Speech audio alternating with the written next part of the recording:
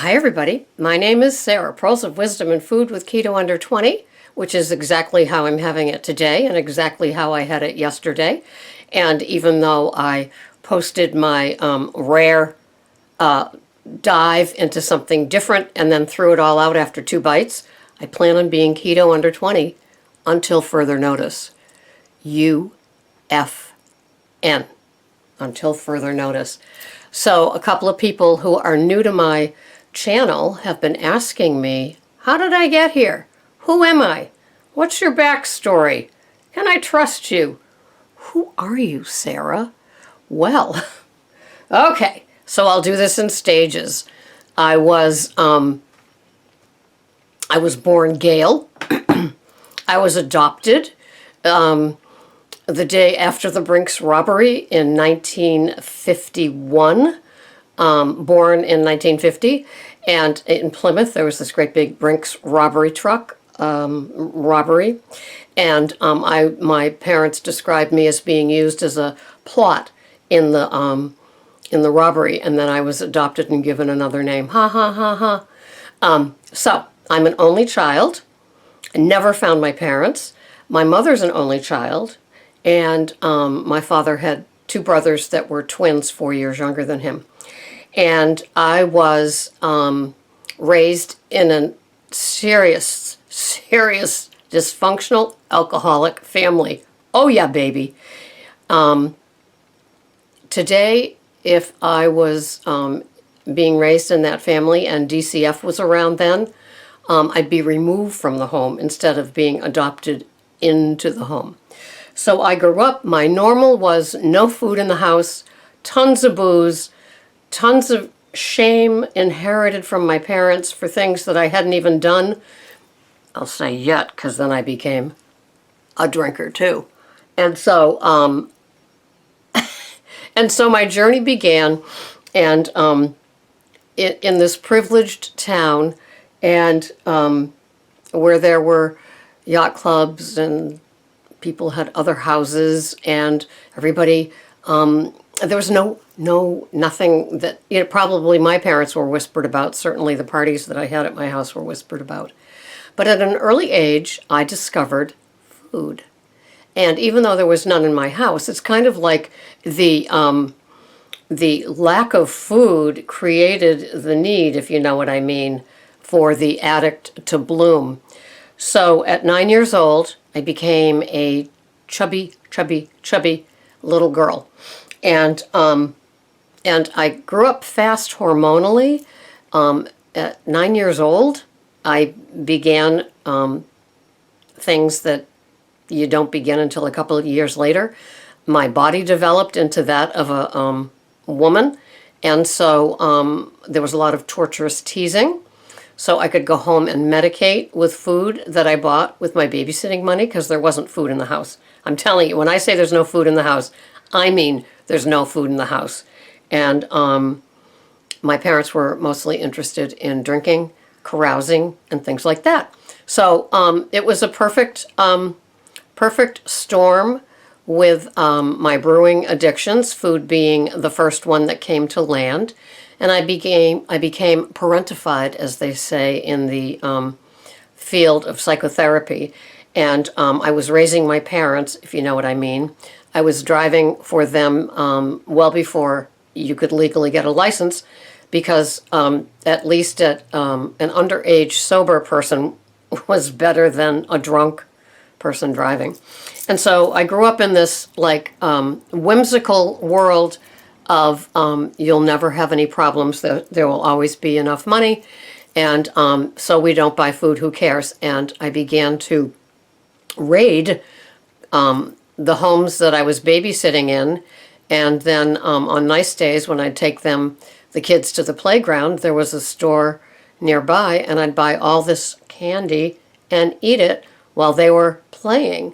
And they wouldn't bug me for it because they were so happy to be on swings and merry-go-rounds and slides and teeter-totters and all that stuff. And I'd sit on the swing and just eat. And my mouth is filled with cavities today of what teeth I have left that aren't crowns, or that other horrible thing they say, the root canal things or whatever it is. And So I ate and ate and ate. My first addiction was definitely sugar, and then I would move on to things like eating cake mixes, uncooked into cakes, Toll House cookie dough unmade into cookies, things like that. In fact, eating a Toll House cookie seemed like a weird thing because I was so used to eating bowls of raw cookie dough, all to myself, being an only child, don't you know? So, yeah, it was like, And so the scale kept moving up and up, and nobody cared back then, you know. I found the best solution to dealing with the dysfunctional alcoholic home was to get myself to camps. So I went to a lot of different camps where they had 3 meals a day. You could have access to all this food, and I even blossomed more. I used humor as my buffer to the world of cruelty. And of course, being all-girl camps, there wasn't a lot of stuff towards me for being chubby. Clothes didn't fit, so when I say chubby, my grandmother would bring me to this store on Main Street here in Hyannis, and where we would shop for little fat girl clothes. And so it was just a given. I became pretty funny.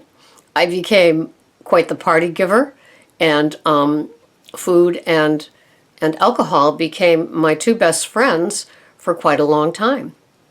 And I guess you could say I was successful at finding my 2 friends.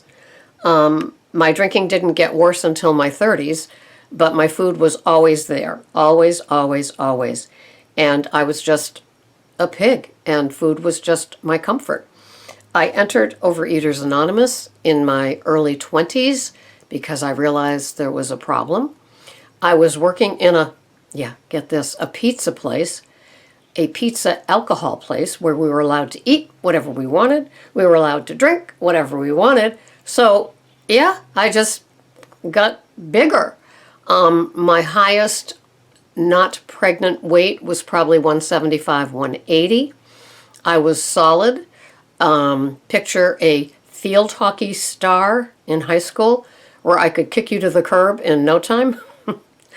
And so I worked in this place for 6, 7 years in my 20s, and where you could eat pizza and subs and Peggy Lawton cookies and chips and drink whatever you wanted, and that was my existence.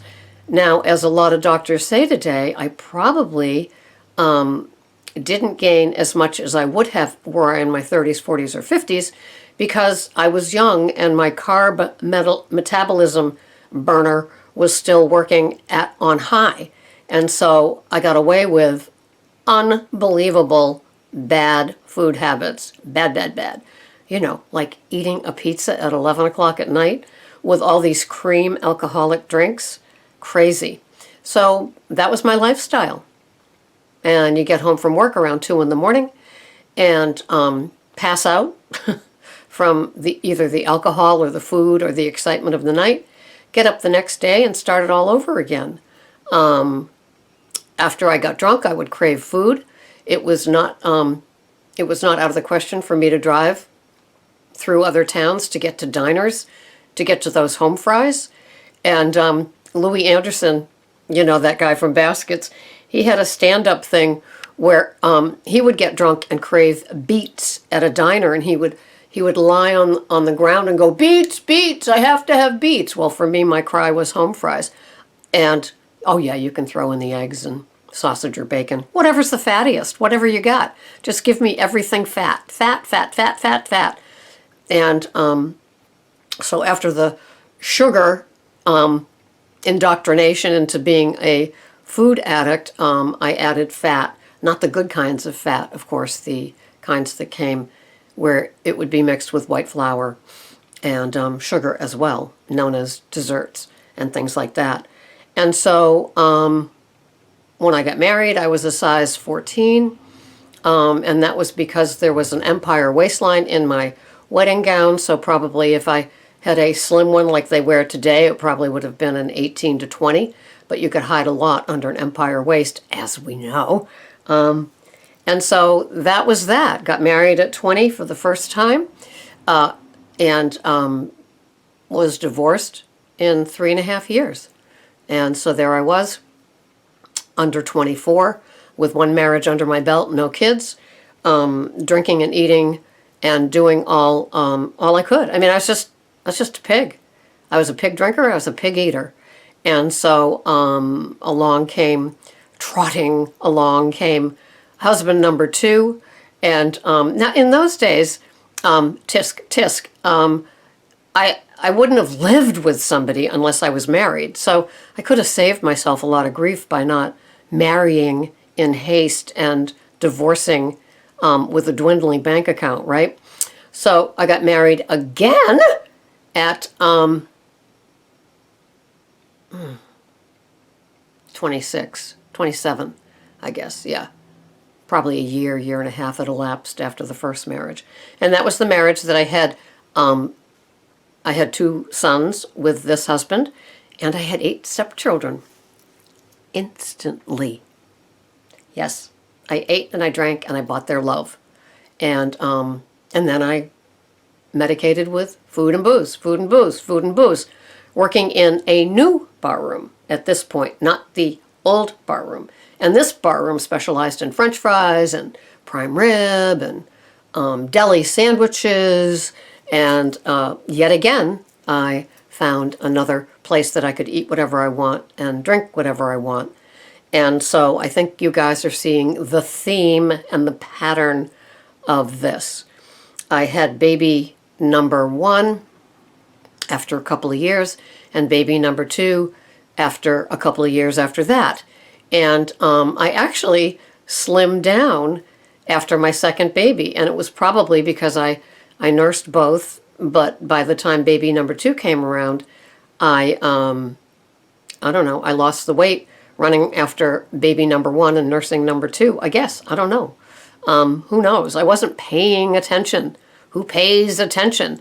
All I know is that I was still solid. I think probably my metabolism was beginning to slow, but by age 33, I was probably in the 160s after 2 kids and drinking heavily and eating heavily, but drinking heavily more. And I will stop this section so when we resume my story, Nona Grace, you will hear the next chapter. And so up until age 36, I was eating and drinking without needing anybody's permission. And so whatever size I was, it was okay. Luftig is how I would have described myself. And I was never a twig. And so I was what I used to call was a big-boned girl. Big-boned, I'm big-boned. Well, I have the tiniest wrists you've ever seen if you were with me now. And so I was not big-boned.